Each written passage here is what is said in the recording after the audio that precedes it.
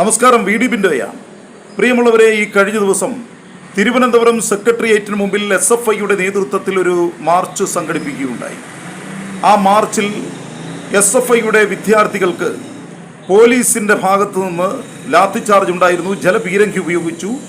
അതിനോടൊപ്പം തന്നെ ഏതാനും SFIക്കാരായ വിദ്യാർത്ഥിനികൾക്ക് നേരെ പോലീസ് ബ്ലേഡ് ഉപയോഗിച്ചു എന്നാണ് SFI ഒരാക്ഷേപം ഉന്നയിക്കുന്നത്.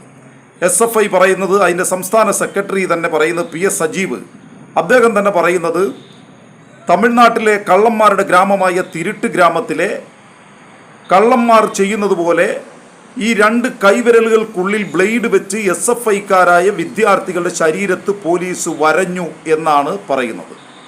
എന്നാൽ പോലീസ് പറയുന്നത്, സ്വന്തം സഹപ്രവർത്തകരെ കൊല്ലാനോ പോലീസിനെ തന്നെ ആക്രമിക്കുന്നതിനോ വേണ്ടി SFIക്കാർ കൊണ്ടുവന്നതാണ് ഈ ബ്ലേഡ് എന്നാണ് പോലീസ് പറയുന്ന ഭാഷ്യം എന്ന് പറയുന്നത്.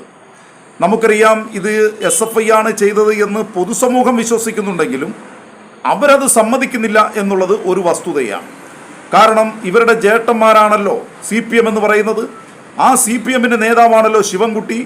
ആ ശിവൻകുട്ടി കേരള നിയമസഭയിൽ സ്പീക്കറുടെ ചേംബറിൽ സ്പീക്കറുടെ ടേബിളിന് മുകളിൽ കയറിയിട്ട് സ്പീക്കറുടെ മൈക്കും കമ്പ്യൂട്ടറുമൊക്കെ വലിച്ചു പറിച്ച് എറിഞ്ഞു കളയുന്നത് പൊതുസമൂഹം, കേരളത്തിലെ ആഭാലവൃത്തം പൊതുസമൂഹം കണ്ടിട്ടും അത് ഇവരാണ് ചെയ്തതെന്ന് ഇന്നോളം വിശ്വസിക്കാത്ത, സമ്മതിക്കാത്ത ഒരു പാർട്ടിയാണ് അവർ എന്ന് പറയുന്നത്.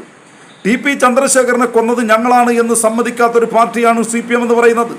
മാഷാ അല്ലാ എന്ന ബോർഡ് വെച്ചത് ഞങ്ങളാണ് എന്ന് സമ്മതിക്കാത്തൊരു പാർട്ടിയാണ് CPM എന്ന് പറയുന്നത്.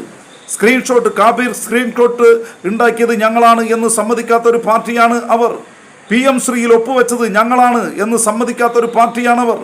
അതുകൊണ്ട് അവരാണ് ഈ ബ്ലേഡ് കൊണ്ടുവന്നിട്ടത് എന്ന് ഒരു കാരണവശാലും അവർ സമ്മതിക്കാനുള്ള സാധ്യതയില്ല. അതുകൊണ്ട് ഈ വിഷയം അന്വേഷിക്കാൻ ഒരു കേന്ദ്ര ഏജൻസി അന്വേഷിക്കണം എന്ന് അഭ്യർത്ഥിക്കാൻ ഞാൻ ആഗ്രഹിക്കുകയാണ്. നമസ്കാരം.